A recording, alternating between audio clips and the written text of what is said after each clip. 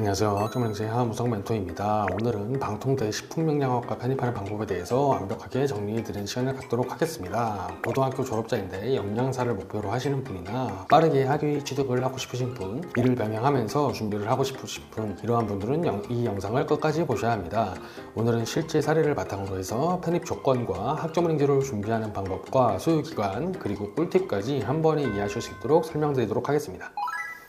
왜 방송통신대학교 식품영양학과인가? 가장 큰 이유는 영양사 자격증 취득 조건 때문에 방통대에 진학하려고 하시는 분들 때문인데요. 영양사는 아무나 시험 볼 수 있는 게 아니라 식품영양학과 관련 학과를 졸업을 해야 국가고시 응시 자격이 주어집니다. 그래서 직장인이나 비전공자 분들이 방통대를 많이 선택을 하는데요. 그 이유는 등록금 부담이 적고 온라인 수업으로 진행이 되며 학위 인정이 되기 때문에 영양사 자격증 취득이 가능하기 때문입니다.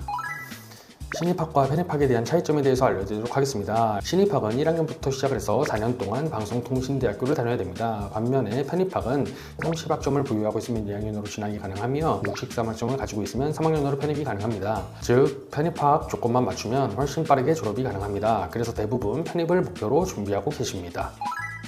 학점은행제로 편입 준비하는 이유에 대해서 알려드리도록 하겠습니다. 그럼 이 학점들을 도대체 어떻게 만드냐? 여기서 핵심적인 부분이 학점은행제를 활용하는 방법인데요. 학점은행제는 온라인으로 수업을 듣고 학점을 취득해서 대학교 편입학 조건을 맞출 수 있는 교육부 제도입니다. 특징을 보게 되면 고등학교 졸업자 이상 누구나 시작이 가능하며 별도의 입학 시험이 없습니다. 또한 입학금과 등록금도 없습니다. 100% 모든 전 과목을 온라인 수업으로 진행을 할 수가 있습니다. 즉 일을 하면서 충분히 준비를 할 수 있기 때문에 학점은행제를 준비를 하시는데요.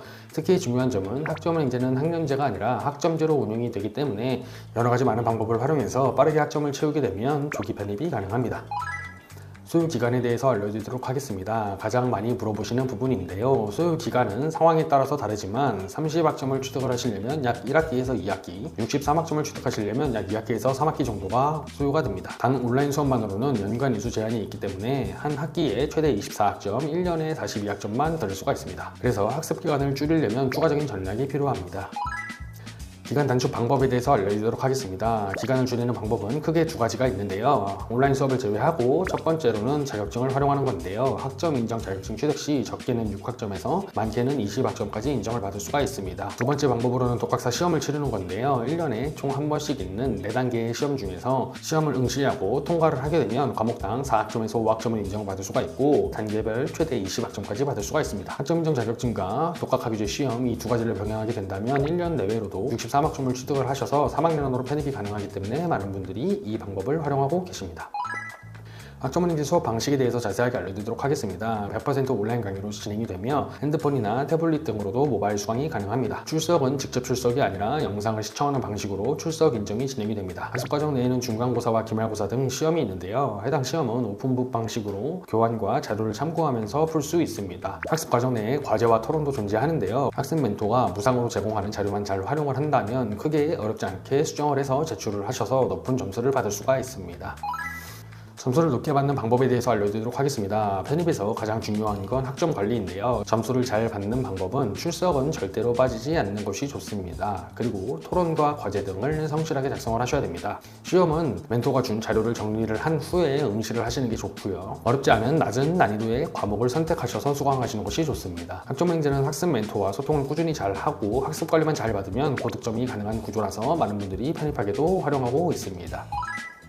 행정 절차를 알려드리도록 하겠습니다. 마지막은 온라인 수업을 다 끝냈다면 행정 절차를 필수로 해야 되는데요. 학습자 등록과 학점 인정 신청 또는 학위 수여와 이수 확인을 하셔야 됩니다. 이 절차는 1월과 4월, 7월과 10월에 할 수 있는데요. 해당 기간이 정해져 있기 때문에 이 정해진 기간에만 학점 인정 신청과 학습자 등록이 가능합니다. 이 기간을 놓치게 된다면 편입 지원 자체가 늦어질 수 있기 때문에 멘토와 상의를 하셔서 기간을 숙지하시고 분기별로 공지를 잘 받으셔서 안내에 따라서 행정 절차를 꼭 진행하시면 안전하게 편입학 지원이 가능합니다. 오늘의 내용을 요약 정리해드리도록 하겠습니다. 방통대 식품영양학과 편입은 학점만 맞추면 누구나 지원이 가능합니다. 학점은행제로 활용을 하게 된다면 빠르고 효율적으로 준비를 할 수 있는데요. 특히 고등학교 졸업자나 비전공자, 직장인 모두 현실적으로 도전이 가능한 루트입니다. 혹시 본인의 상황에서 얼마나 걸리는지 또는 2학년과 3학년 편입 어떤 것이 유리한 것인지 궁금한 부분이 있다면 댓글을 남겨주시거나 본인의 상황에 맞는 가장 빠른 루트를 알고 싶다면 상단에 있는 네임카드나 상단 고정 댓글을 확인하셔서 문의 주시면 무료로 상담 도와드리도록 하겠습니다. 제 영상이 도움이 되셨다면 구독과 좋아요 부탁드리며 지금까지 시청해주셔서 감사합니다.